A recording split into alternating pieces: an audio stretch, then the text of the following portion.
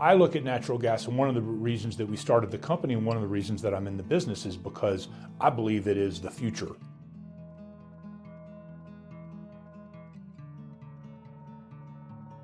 The other narrative that's out there is that all fossil fuels are bad and that the only way that we are going to move into the future is through alternatives such as wind and solar.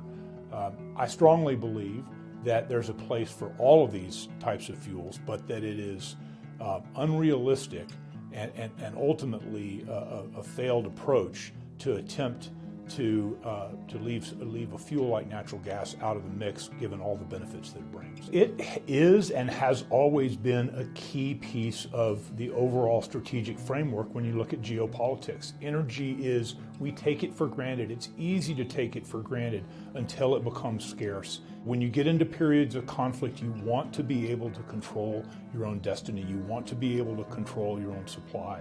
We're sitting on the rig floor right now, so we're actively drilling. The drill bit here is roughly 10,000 feet deep. If done right, natural gas is the path forward. It's a huge part of the solution, not only for us to be energy independent, but just as importantly, for us to meet climate goals. Natural gas can be a huge part of the solution if we can manage and reduce and eliminate the emissions associated with production.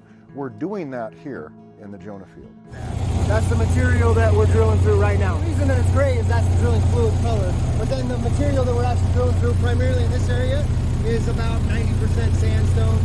And on any given day, you don't have a surplus because the market is agile enough to make sure that we generally consume what we produce and vice versa, but we have a lot of resource in the ground. So by various estimates, we have 100 years worth at current consumption rates. We began exporting natural gas as LNG about 7 or 8 years ago.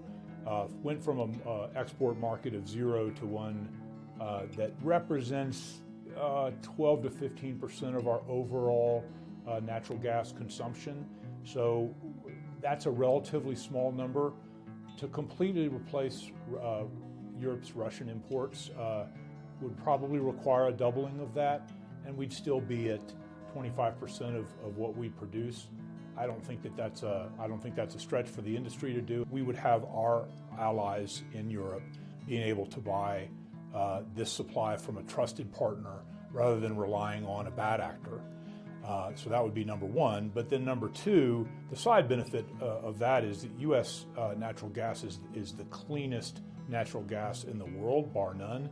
And so you're replacing Russian natural gas that is not held to anywhere near the same standards with gas that's produced very cleanly and safely in the U.S. The war in Ukraine and the political global response to the war in Ukraine created a lot of short-term uncertainty in the market.